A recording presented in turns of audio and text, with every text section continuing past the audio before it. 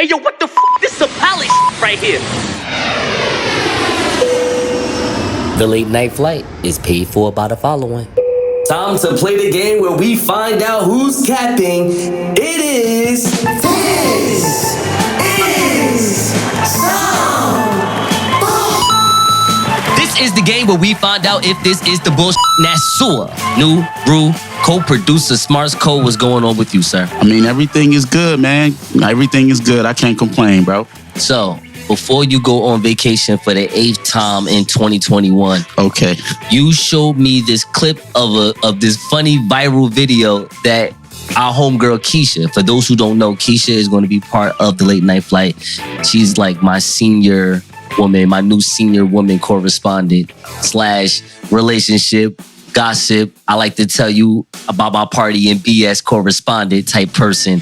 And yeah, she's real chill, real fun. But yeah, could you tell me about that video real fast? Because the video in itself, you got to make sure, remember, this is theater of the art. This is radio.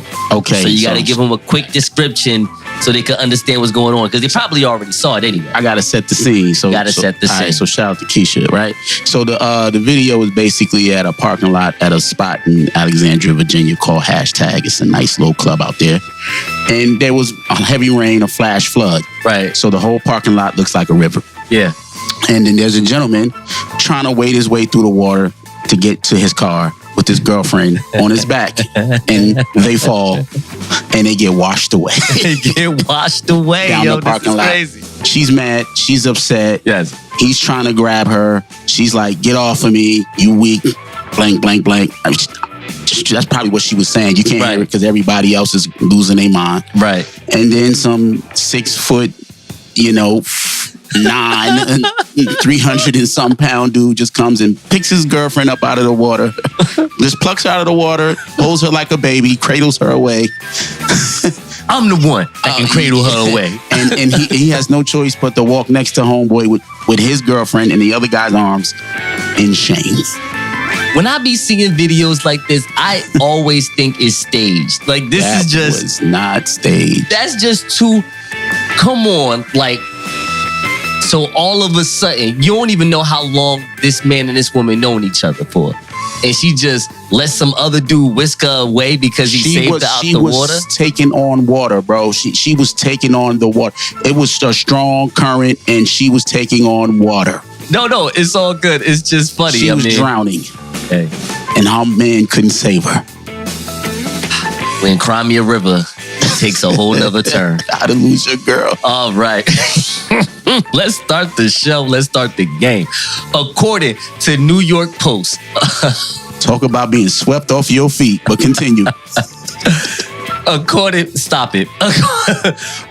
to the New York Post, Major Payne himself, Damon Wayans, thinks that he could take Dave Chappelle in a versus stand-up battle. Smarts? Yeah. So while chatting with the host of Good Morning H-Town on KBXX 97.9 The Box in Houston, the 60-year-old comedian admitted that he had missed the hype about Versus, which we all know is a web series that apparently Jadakiss likes to tell people that he's the king of New York on.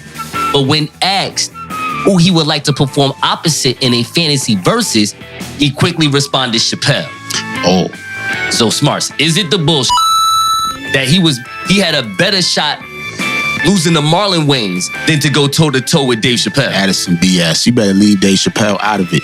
I have some names of people from In Living Color. You let me know if you think they're funnier than Damon Wayans, who I think is funny, by the way. Damon Wayans is hilarious. Damon Wayans is hilarious. Okay. I'm going to say some names. Okay. Jamie Foxx. He would lose. Jim Carrey. He would win. Ooh, okay. Keenan Ivory Wayans. He would win. Marlon Wayans. He would win. Sean was, yes, he would definitely win those two. Mm-hmm. Kim Wayans. He would probably lose. Kim Wayans is funny. Yeah, he'd probably lose. She shot out. But he's actually a good stand-up comedian. He just doesn't... Jim Carrey is silly. Yeah. So that's why, I said that. BS. BS. All right, here we go. Another one. This is pretty long. Here we go. 4 people, including an off-duty corrections officer, were hurt in a shooting outside of a bar in Newark's Ironbound section early this past Friday, according to the Sheriff's County Department, okay? Now, according to that department, the shooting took place outside of a bar entitled The Deep Inn on Pulaski Street around 1 a.m. after a customer confronted an off-duty employee outside the business. Okay. The customer and the off-duty worker, quote unquote, got in some sort of conversation and things escalated before the patron whipped out, shot the other man, blow. The off-duty corrections officer then shot the other customer, blow. An innocent bystander was also shot, blow. All 4 men, blow, was shot and they were brought to University Hospital to be treated for injuries that were not considered life-threatening. Okay. So check this out. Here goes my question for you.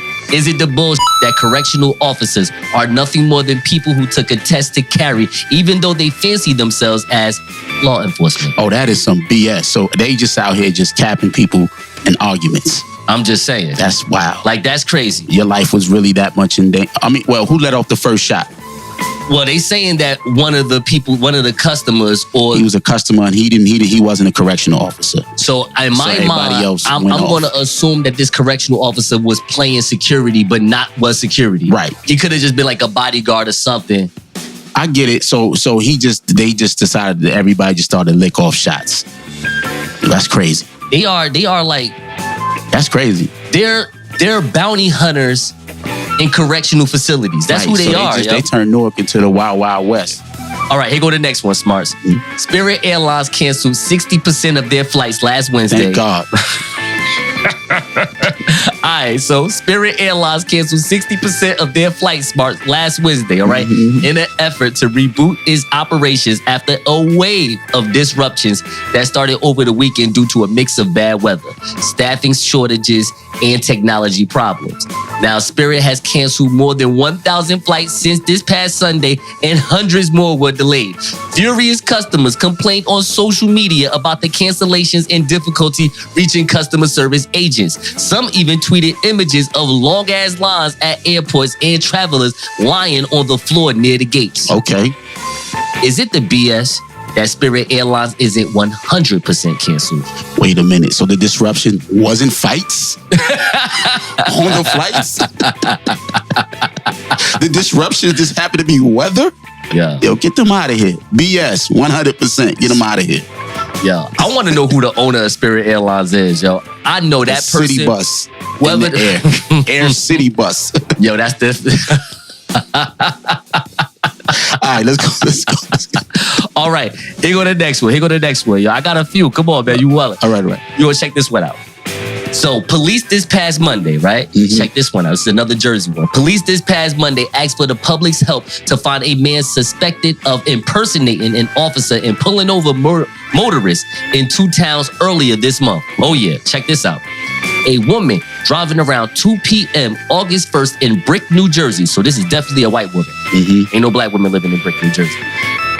A woman driving around 2 p.m. August 1st in Brick, New Jersey when she stopped her car because she thought a police officer was pulling her over. This is according to the New Jersey State Police.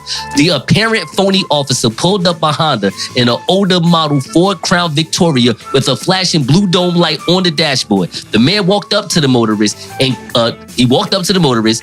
claimed to be a police officer. She soon became suspicious, asked for identification. He failed to provide identification and instead instructed her to exit the vehicle. She refused.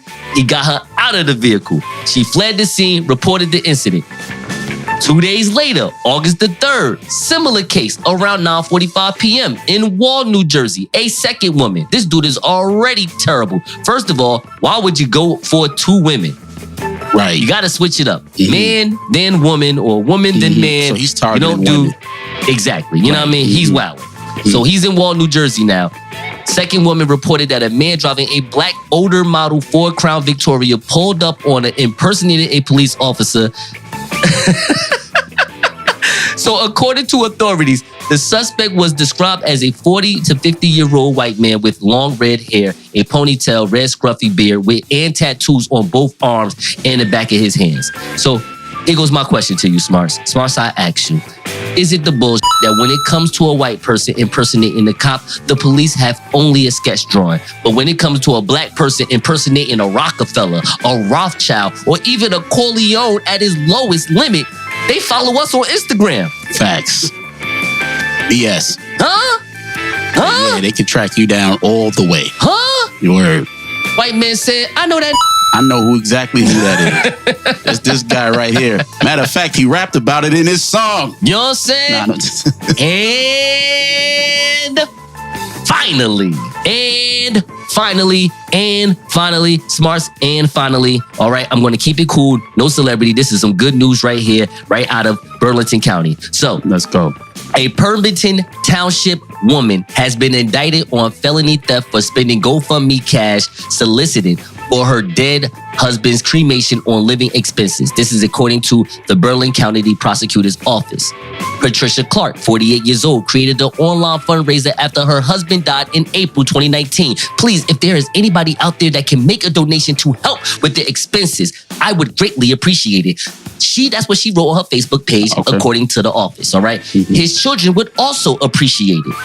During a 2-month period, 28 people contributed to the cause. Now, the goal was $3,000. She raised $2,050, all right? Okay. Now, however, she allegedly spent the money on living expenses while her husband's body was never moved from the morgue. Oh, wow. The husband was not named in the statement out of respect. Mm-hmm. All right. Family members alerted the New Jersey State Police Red Lion station of the GoFundMe money and that Clark's husband had not been cremated.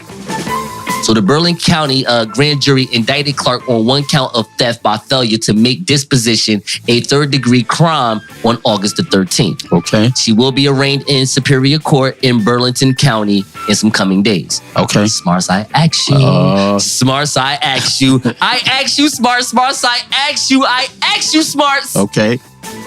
No, I ain't got to answer it, but let's go. Is it the bullshit that she used her Facebook friends to give her the divorce settlement she always wanted from her dead husband in the first place? You ain't gotta answer that. Damn.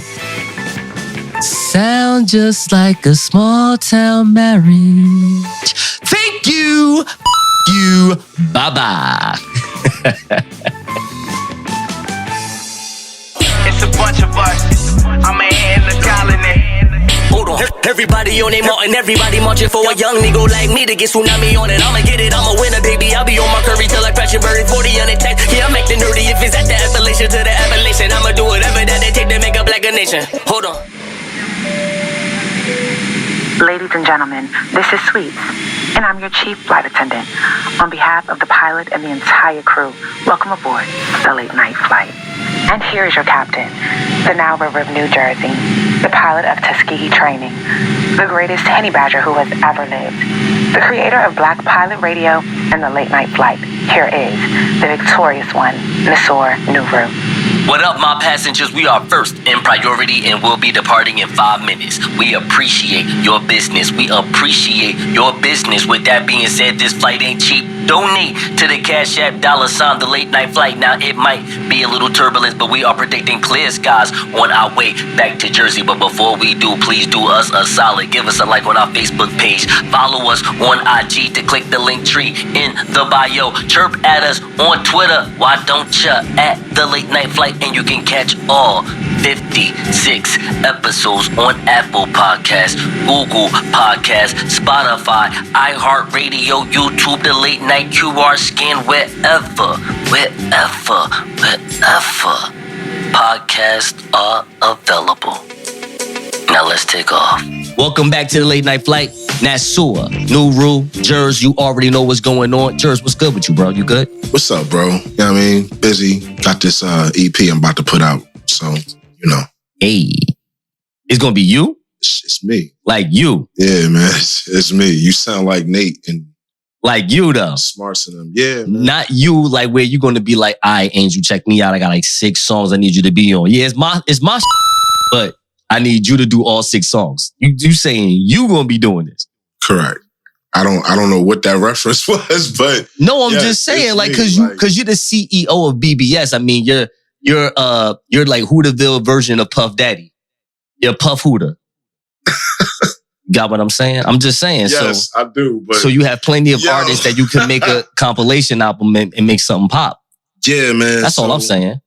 I've been I mean, you know music. I'm not like knocking you or anything. I mean, like, for those, those they might not know. I used to be an artist. I used to do this. I can do this. I am this. Like I am hip hop. It is what it is. What I'm saying. But I was challenged recently. Okay. And with that challenge came some material. Not only am I going to release this EP, but I'm going to release another EP thereafter every quarter. What's today's how-to? What are we doing over here? Well, I need you to tell me. Yes. How would you deal with a woman's decision to want to be just friends? Rest in peace, Biz Marquis. If you was only here today, what would you tell me? You'd probably be like, boom, boom, boom, boom. Nah. It's pretty dope, bro. Nah, so hold on. Let me think about this. So before I even answer that, I want to make sure if we're on the same page with this, because I do believe there are two versions of friends when it comes to a woman's perspective. I'm listening. You can be a friend as in just a normal platonic male friend. Mm-hmm. And then you have a friend because they are friend zoned. It's the same thing. It is not, in my opinion. Okay. I think men that get friend zoned are not necessarily that female's friend. They're called friend because that's a design to say, stranger danger, please don't touch me. Okay. Okay, I see where you're going. You get what I'm going with it? Like, they are, mind you, they ain't even sense right now. They not even beat for the date or anything. Like, they don't care what you type spending. You are friend zone. Like, get out of here. You are in the dead zone. You're not even in the Wi-Fi. You are in the dead zone. Like, I don't even know you right now. Like, my Netflix ain't on when I'm around you. No. Disrespect. Okay. I don't feel a stream going on right now, if you understand what I'm saying. All right, listen, that's a download joke. Anyway, check me out. So, hear me out. So, you got that type of friend. And then you got that platonic friend. So, I want to start with the friend zone first. Because this is basically what you was talking about before we even got on the show. You was talking about, ain't this like rejection? When you're friend zone, yes, it is rejection. So how do you deal with that? Easy. Once she give you, I never agree with this with women. It depends on what kind of friend she want to be, though. We'll get to that because I think that's the platonic level, and we got to get to that level. I'm telling you, as a man, I am willing, ladies, I am willing to emote. But aggressively, of course, because I'm a man, to emote to you how I'm going to compartmentalize how you deal with me based on what you say. Because I realize that women are not going to change the one thing they do that I dislike, which is give me the hint. What's the hint? When you realize that a woman starts talking about other men during a date with you, you just got friend zone. Okay. I'm going to say that one more time because I probably edit that out and make sure that I'm really saying this right now. Yeah, so you're saying it. Say it again so they can hear it. When you go on a date with a woman. And when a woman just starts talking about the other men she has either dated or dating right now in the current day, you're about to get friend zone. Is it the same thing when a man does that? If a man does that, you're kidding yourself. That is just something that you're just not supposed to do. Why would you entertain some woman with other women? So that's never happened to you before. You've never went out and you're talking to a woman and she starts talking about whatever dude it is she's dealing with or used to deal with, and then you happen to leave with her the same night. That's never happened to you before. Only when she's upset about the men that she's with. let's say if she's with a dude, and whether she's just effing them or they together, she start complaining about the man. See, it's a difference. Talking about someone and complaining about someone is two different things. You start complaining about this man as, let's say it's oh, I'm about to make this dude my ex, like it's about to be over, but I don't know why I'm holding on. You see some woman at the bar talking wild, crazy drunk. She has some Grand Marnier and some Henny at the same time talking this nasty gangster stuff about her man that's about to be an ex-man. Yeah, she may just slide off with you. That's different. I ain't talking about that. I'm talking about you go to a bar, you go on a date with a woman or you hang out with a woman and she just starts talking about her man problems to you. You be like, hold on.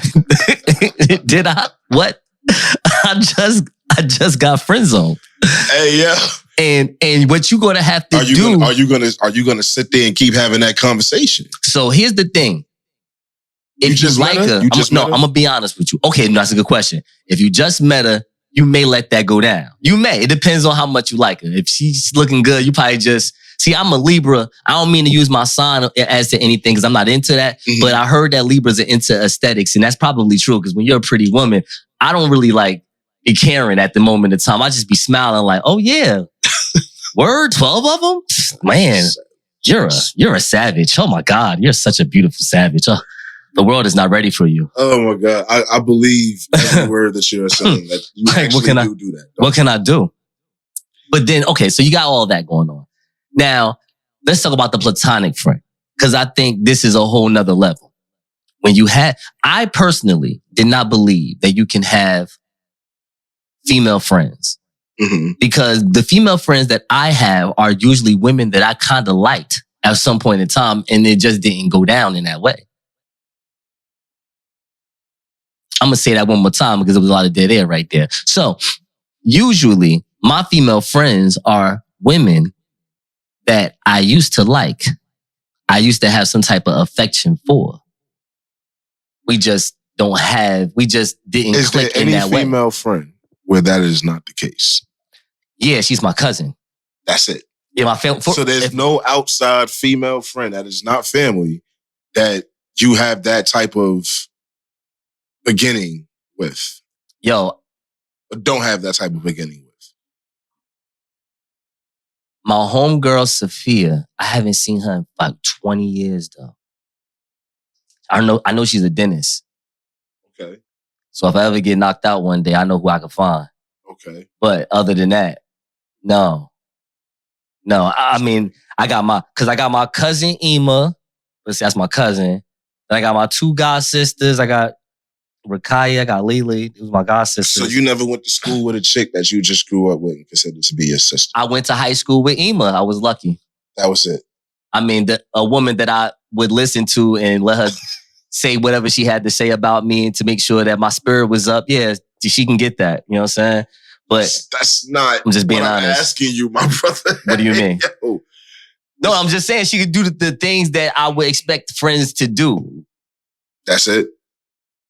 What do you mean? Like, so there's no one that you grew up with that like you have a past with in which you just care for them on a strictly platonic, like, yo, you my sister. Like, we came up from the mud together. No. Damn. No. There's no female friend. Mom, you call mom? No. But like, what you mean? Well, I mean, my god sister is like my cousin. That's my friend. Is it not? It's different. No, it's not the same thing. It's not the same thing. That's not? No, because you didn't meet them. We are family. Later on in life. You understand what I'm saying? Like, you are all my god sisters, cousins, and me. I'm just asking questions.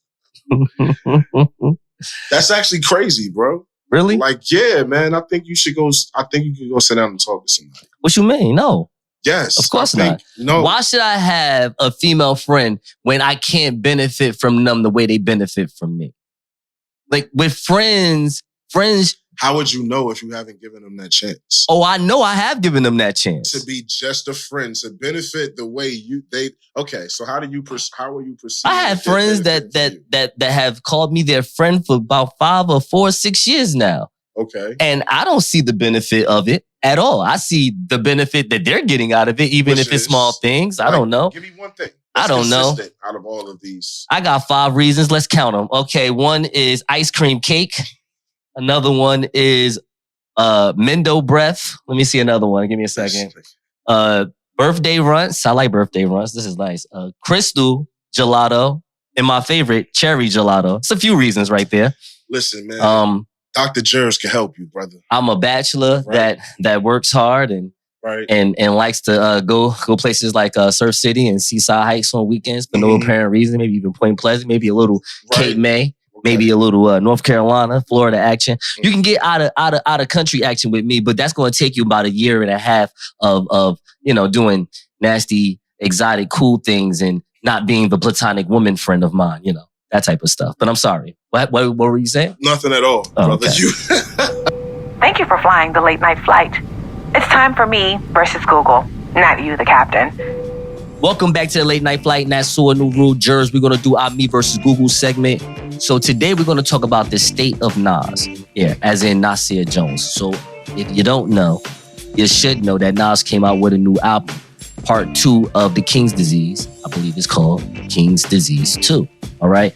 So HotNewHipHop.com basically said, this is an unspoken glimpse into the mind of an aging hip-hop legend who in the same song uses nostalgia to force a personal connection with the listener. Now, before I give Jers the mic and let him say all the great things he want to say about Nas, I just want to say 2 things before I get into my overall point. Number 1, this is a good, I hate to use the word very. Watch your mouth. Watch your mouth. It's a great album. It's not a classic. It's a great, it's good. It's good. I don't want to call it great. It's good. Mm-hmm. It's a real good album. It's a real good album. I do have a problem with it. I will speak on what I have a problem with it. And listen, man, this is Nas. Okay. Go ahead, Jers. Go ahead. Yes. It's Esco. Mm-hmm. You feel what I'm saying?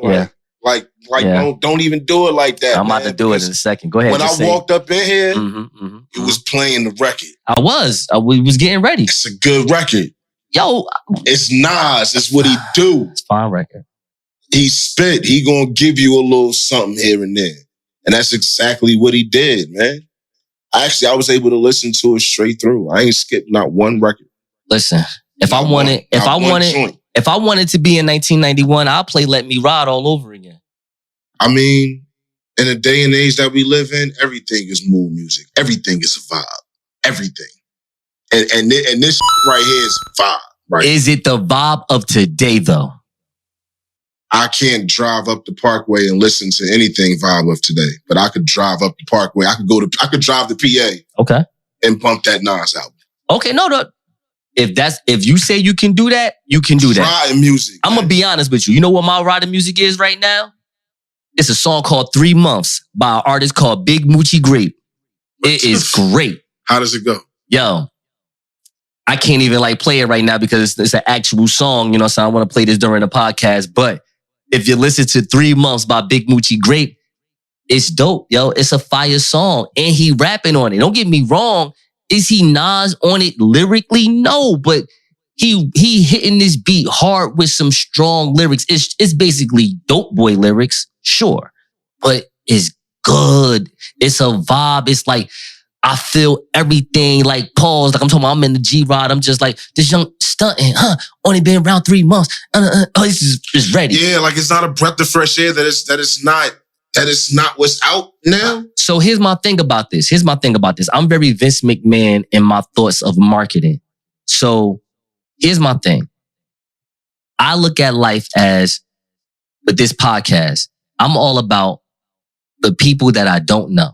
The people that don't listen to podcasts, the people that haven't heard this podcast. Forget the people that live around me, because the people that live around me, for the most part, don't care whether I got this thing going on or not. They just look at me as the person that may want to take some pictures and be on IG. I ain't trying to be that. I want to be the next, the future of radio. That's what I be out here promoting. Mm-hmm. The point I'm making is Nas is creating music for the 40-plus-year-old people that love him. And I'm cool with that. I understand that.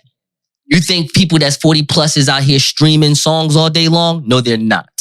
Young people are. 40-year-old people plus, well, 40-plus-year-old people, if you live in Newark or East Orange or Irvington, y'all probably still going to Dollar City trying to get 3 bootleg cities for $3, all right? Point blank, period. Give me that public domain. I need all 3 of those, all right? I need you to stop what you right mean? now. It ain't 3 for $5 anymore? Or is it 3 for $10? No one buys CDs, bro. No one buys CDs? No one. I'm making jokes then. I said if you 40 and over, though. Yeah, they not buying CDs either. They not? You 40? No. I'm almost there. Oh, all right. So what you doing? I'm almost 42. You almost 42. Here's my issue. Vince McMahon said it best. We are not here for the hardcore wrestling fan because we already have you. What we're trying to do is get these casual fans, people that want to come and go and be like, you know what? I want to bring my kids to this show and I want to have a good time. Realize this. A lot of these 40-year-old men and women that have grew up on Nas, love Nas, what they have now, they have children. Mm-hmm. Okay? And guess what children bring? They bring dollar signs, all right? And these little kids, they like to stream stuff too. And all I'm saying is, Nas, just because you want to put a little bar on with that song with YG and what's that song? Not the song. What's the other artist? A Boogie with the Hoodie, which is, I like that song, by the way. And he want to talk about what if Nas was on the Migos beat. Yo, how about get on that Migos beat? I don't want to hear no what if. Yeah, one of them joints, he was rapping just like the Migos, but yeah. He was playing around with it. Like, nah, like I want to see, he don't have to do the Migos style stuff. What I'm saying is I would like to see a 2021 version of what this is. I mean, if you're going to play it. What it is though. It's not. It is. This is the 2021 version of Nas. It's him rapping in 2021. Nah, did you listen to the content? Yeah. You heard the lyrics? Yeah. Is he talking about what he was talking about 20 years ago? But the presentation is the same. How is the presentation? It sounds like it was written in Illmatic and Stillmatic, and it's not even that quality, to be honest with you. It's who he is. Okay, that's the point that I'm making. You're not gonna, like, if you go and get a Jay-Z album who is way more consistent at putting out music, you still know you're gonna get Jay-Z. You're not going to go get a Jay-Z album thinking you're going to get a little of this and a little of that. But you do get different versions of Hove. You do get different versions of Hove in certain albums. And as the words that you use, it's the same presentation. You use Vince McMahon, right? And getting casual audience. Yeah. Well, okay, right now what's going on in WWE, you got Roman Reigns at the top, right? Who just came back? John Cena, right? Who bring back a certain type of audience. Yeah. Right? Yeah. Okay. That's Nas. That's okay. Nas. And then when Jay-Z drop an album, that's Vince McMahon bringing back the rock. You feel what I'm saying? Like, that's just how that go. I understand everything that you said, and I would kind of, and because you know I like wrestling, I'm going to like let that one slide and be like, that was actually like really good. I did what you did. I'm a wrestling fanatic too. I did what you did there. Yeah. So you're saying that not like John Cena is Nas and like Roman Reigns is like Little Baby. I get where you're going with this. Mm-hmm. Here's my thing. Yo, let's talk about that feud for like 5 seconds. But Roman in the storyline, first of all, we already know Roman going to win because John Cena is there for Roman to just basically stack him, pin him, and it's on. And to let him know, to solidify him as a god in the WWE. Because he's what's popping right now. So here, okay, no. But it coincides with where you going with this. Bro. But that's the overall point in the storyline of life. It's not about what was there in the yesteryear. It's about right now. Nas had the ability to be the GOAT right now. We already know you the GOAT. So if you're not going to go out here and show me that you the GOAT right now, you can sit your ass down personally. You're being disrespectful. I'm not saying that. No. Your mother needs to take you over her knee and give you a spanking, my guy. Listen, but I say that respectfully. You can't say that respectfully. That's disrespectful. You can sit down. You want to tell him to sit down. You can sit down. That album is better than probably, I don't know. How many albums came out so far this year in 2021? It's better than 90% of it. Listen, Nas is better than 90. Nas is better than me 4 times. 90. It's I'm better just saying, than 90% of the music that came out this year. I don't know about that. It is. I mean, no, I think that's up for discussion. We're about to get to our next destination, but before we do, we strongly recommend to drink responsibly and pass that bong to me. You feel me? I got bars. Oh, and give us a follow on Instagram at TheLateNightFlight. And give us a like on Facebook, The Late Night Flight. And thank you for flying The Late Night Flight. Welcome back to the Late Night Flight. Nasir Nuru, and I got Charlie Roc, so that could only mean one thing. We are going off the court. That's right. Ow! You got to do that like clean one time on a voiceover so I could just have that. I could use that as a sound bite all the time, yo. I got you. I'll do a voiceover for you as soon as we get off. And I'll send it to your WhatsApp too. Now, Charlie, before we start our sports segment, I got to talk about Paella Gate, all right? I got to talk Paella Gate with you right now, all right? I got to talk Paella Gate to America about my man Charlie Roc's birthday party. So I want to tell a funny story. So Charlie Roc had this birthday party. We was up at Bayonne. This whatever spot we was at, it was fresh. It was fresh. Because I'm telling you this story because I feel a little embarrassed about what happened to me when I was about to leave out the door with the tray of paella, right? But I had a reason, but I didn't want to even act like, you know what I'm saying, my reason was all that great. So I just put the paella down. It was Paella Gate. But let me tell you, it was your man's fault, whoever spot we was at. Because your man was like, now mind you, this when it was quiet, it was just like, it was nobody there. You know what I'm saying? Right. So he was like, oh, I'm trying to get these paellas up out of here. Now, mind you, I'm gonna keep it 100 million with you. I'm not trying to be bougie when it comes to food, but you know I work out, so you already know. Like, I don't do leftover food like that. Like, I don't even do that. Like, I'm not even the type. I don't have a microwave in my house. You know what I'm saying? Like, I'm just being honest about that. I don't do that. You know what I'm saying? But those that don't know, though, you got to explain what paella is so they understand why you think. First of all, this banging Portuguese, Spanish platter right here full of lobster, mussels, clams, rice, peppers, onions. Right. Oh, my God. Now, let me tell you, I ain't had paella in years, and I was high as hell that day, right? I shouldn't even say it like that, but, you know, I had munchies on munchies, and he was like, yo, you can have this. And then he slid it to me. And I, you know, you pick it up a little bit. I'm like, oh, this kind of heavy. You got a lot of food in it. Say, hold up. It's a couple of lobsters in here. Like, hold up. So I ain't gonna lie to you. I'm about ready to go. I'm like, oh, I'm about to heat this up. My high ass about to turn this food out when I get in the house. And then all of a sudden, the second pod party, you know what I mean? The second bunch of people come through. That second wave. Oh my God, it was the second wave. I mean, ER right now. I'm like, oh nah. Like, so let me tell a story from my perspective. Yes. Obviously, you were smoking. Cool. Yes, I know you high. I know you're gonna take some food. No.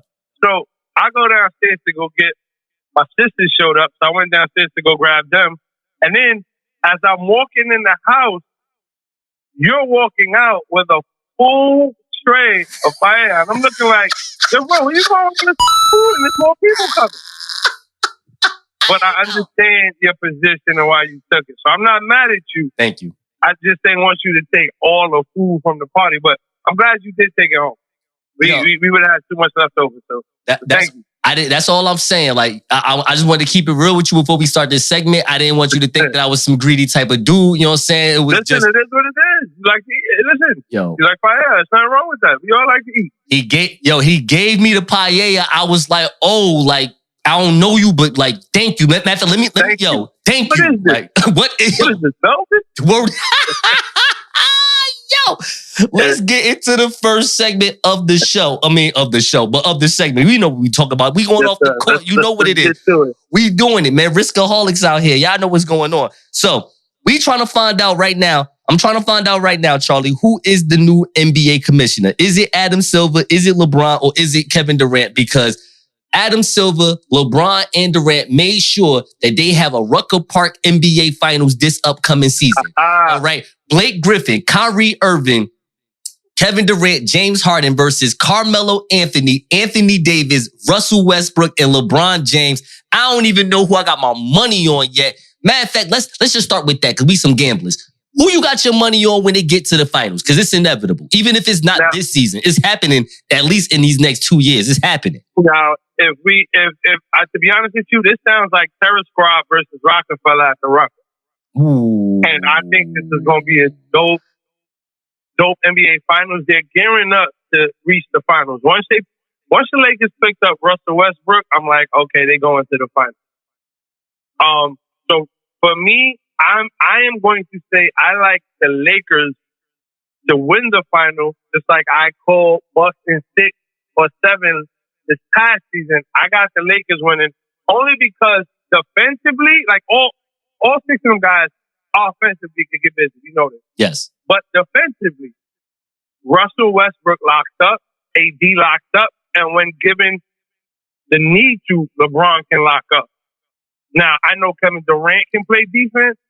I'm not sure about Kyrie locking up, and I'm sure we all know James Harden is not locking up anybody. He a liar. He is a liability, and Blake on defense. Blake will play you. He'll play defense on you, but he's really an undersized forward though. If we're gonna be technical, Blake Griffin only plays defense against. He only plays defense against Giannis. I don't know what they got going on, what type of rivalry. That's the only person he plays defense against. Anybody else, he's not playing no D. Let's keep it a buck. That's funny that you say that. So with that being said, I would say if he's not guarding Giannis, don't expect him to do anything. That's funny that you say that because Kyrie only plays defense on Steph Curry. I think it's only on guards that he's the same height as. Right, and I think what it is for him is more importantly. That's probably the guard that he gets compared to the most as being the best point guard in the NBA. It's him or Steph. So I can understand why he does that. Real quick, though, I really want to say this about Westbrook real fast. Now, I ain't gonna lie to you. I think Westbrook is dynamic. He turned into a top. It's hard to call him a top 5 point guard, but if you want to put him in that discussion, I'm cool with that. Like, I think Russell Westbrook has these last 3 or 4 seasons, he has emerged into a top tier point guard in my mind. But I want to say this. I want to just know if you agree with this. If it was me and I was the GM for the Lakers, I would have went on ahead and got DeMar DeRozan and not Russell Westbrook. What say you on that? For me, as much as people like to say that, this is not going to work with LeBron and Russell Westbrook, I think LeBron is at a point in his career where he understands, I can take the back seat and Russell, for the most part, has been durable his whole career. So he's a workhorse. So LeBron is not going to have a problem letting him take over the regular season, getting them to where they need to be. Because remember, he's a triple-double machine. And to be honest, people don't realize, unless you play ball, you don't realize how hard it is to get a triple-double as a big man. There's big men in the league that don't average 10 rebounds. So for him to average 10 rebounds, double-digit assists, and double-digit points is amazing. So I think he's always been a top tier. I just don't think he was always a leader. But I respect the dog that he got in him and the fight that he has. And I think that mixed with LeBron is going to know how to utilize him because LeBron is a great student of the game. So I think this will work just fine. My only thing about it, as far as Westbrook, is that LeBron needs shooters. You keep shooters around the king. The same way in the medieval times, you have a bunch of archers around the king. You need shooters around the king. DeMar DeRozan is a better shooter than Russell Westbrook. Don't get me wrong. I think he's a better mid-range shooter. He's a mid-range assassin. But I'm just saying, but I'd rather this mid-range assassin than a no-range assassin. That's all I'm saying. They both assassins. Right. One is assassin from 2 feet away. The other's assassin from 16 feet away. I'm just saying. I go with the guy with the 16 feet. Let's get to the real moneymaker, which is the NFL. Now, for those who do not know, Tim Tebow was just in the news because he was released by the Jacksonville Jaguars under the new head coach, his old homie himself, Urban Meyer. Now, here goes my thing, because I ain't got no qualms with Tim Tebow. As we was talking behind the scenes, this is a very humble dude. I have nothing but respect for this man. He is a leader amongst young men as far as his college years when he played for Florida. But here's my thing. And it's not even like about him just being like a white guy. It's just funny how this is a dude that's already a millionaire in the TV sports media industry right now. Right. And he gets the shot to go play tight end or quarterback or whatever position they try to wheel this man in, because he's Tim Tebow and he's gracious and he's Christian and threw bullshit passes for Florida. I get it. Cool. But what about my man, Lil Nuck Nuck, that's 6'8", 270, that's like a bounty hunter / Amazon worker that, you know what I mean, that needs that shot. He used to play football for Don Bresco, whatever the name of that high school is. You know what I'm saying? And because I feel bad because that's from New Jersey and I act like I don't know what it is. But you know what I'm saying? Or Patterson Catholic or Passaic Catholic or one of these top-notch Jersey, New York type of high schools, and they don't get this opportunity. Like, yo, mind you, that's $150,000 contract that they can put that in their hand and they can change their lives. They can get a storefront. You know what I'm saying? It could be a generational change in, opportunity. Tim Tebow done fed 5 generations. And he ain't even play real football, real. You know what I mean? Like, he ain't even play in the NFL for a long time. He done fed 8 generations in his family. Like, what say you to anything that I said? Do you agree with what I'm saying, or am I'm a little too much right now about this? No. So I honestly would agree. This is, again, much respect to Tim Tebow, such a humble individual. He's real big in his faith, and he stands on morals, and I respect that 100%.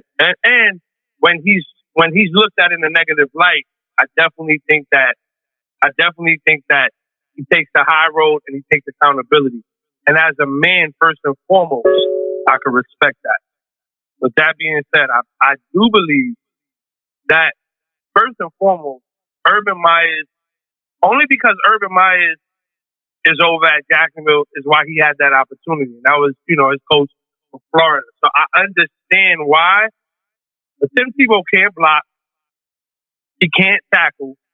And there was no need for him to be on that field with professional tight ends who's been doing this all their lives, practicing at the positions all their lives.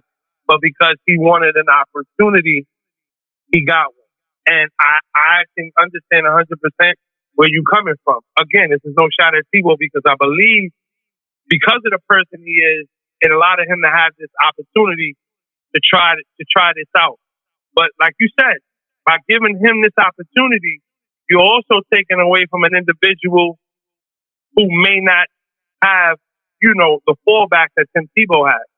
So that's one of the things we got to look at and say, you know what? You're taking the opportunity away from somebody who could actually use this opportunity, who actually has been practicing and doing this their whole life to get to this point. And, they got cut short an opportunity because Tim Tebow decided he wants to try to be a tight end. Speaking of football, yes. If you own Xbox, yes, make sure you add in your Xbox Charlie Roc CID. I'm whooping my man right now as we speak in Madden while I'm talking to you, while I'm making bets on Vegas. So we'll talk about that later. But this is what I was going to talk to you about. We got to figure out how we're going to do some type of Madden tournament so we can secretly get this money though. Right. So we will figure that out. I just know that I can't be a part of it because they're going to think, the fight is fixed because of how nice I am. And just to give you a little taste of what I do, score right now is 14-42. So I get busy. That's what I do. Hey, yo, man. What's up? Welcome back to the Late Night Flight. Word, what about it? It's the Tighten Up segment. Oh, God. I'm your co-captain. Oh, man, here we go. I'm Jerz. BBS. I need you to explain to the audience why you ain't switched to Apple yet, man. Oh, that's what I need you to do. I can't tell people I want people to donate to the Late Night Flight if I can get an Apple phone. So you better.